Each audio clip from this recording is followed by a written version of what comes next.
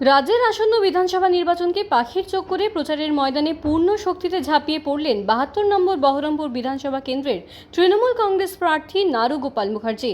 বুধবার বহরমপুর পৌর এলাকায় কল্পনা হাউস মোড় থেকে তিনি তার বর্ণাঢ্য প্রচার কর্মসূচির সূচনা করেন। এদিন প্রচারের মূল আকর্ষণ ছিল সাধারণ মানুষের সঙ্গে সরাসরি সংযোগ।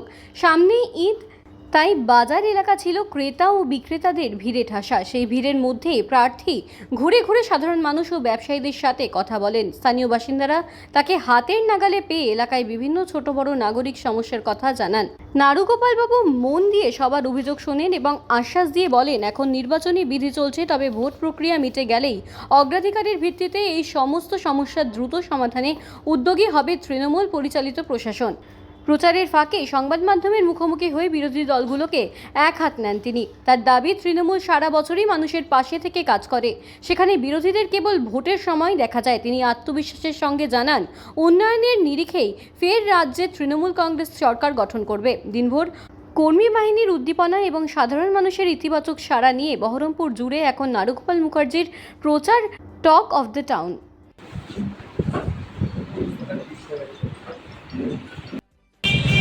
বহরমপুর বিধানসভা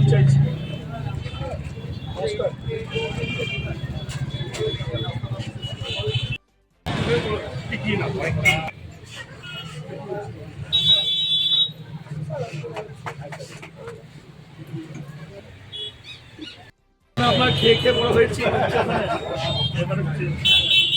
ঠিক আছে,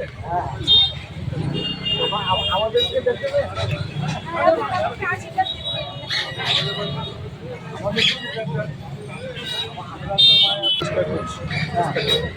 আমাদের তো গভর্নমেন্টের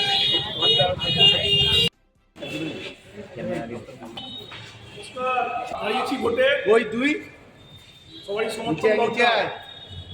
দেখবেন একটু যে মিউনিসিপ্যালিটি ভালো কাজ করেছে, গভর্নমেন্টের লক্ষ্মী ভাণ্ডার সহ যুবসাথী সহ অনেক বেনিফিট আছে। তিনবেলা পরিষ্কার হচ্ছে, পৌরসভা খুব সুন্দর চলছে, সেই মর্মে রাস্তাঘাট চকচকে কাজ করছে কন্টিনিউ পৌরসভা। সেই দিকে ভোটটা তোমাদের দেখুন। বলছি দাদা, ডিলেটেড অনেক ভোটার ডিলেটেড আছে এবং বিচারাধীন আছে, কি বলবেন ওদের? দেখছি আমরা এখন তো আমাদের নতুন কিছু নির্বাচন কমিশন বা অ্যাডজুডিকেশন কোর্টের আন্ডারে আছে।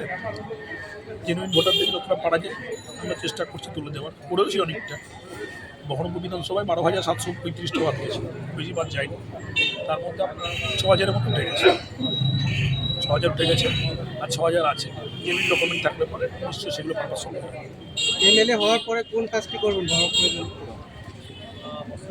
আমাদের অনেকগুলো প্ল্যান দেওয়া আছে। গঙ্গার ধারটাকে সাজানো, 7 কিলোমিটার গঙ্গা, আর তার সঙ্গে মরিন্দ বিটি মিলটা শিল্পতলুপ করা, এই দুটো কাজ আমার অগ্রাধিকার আছে।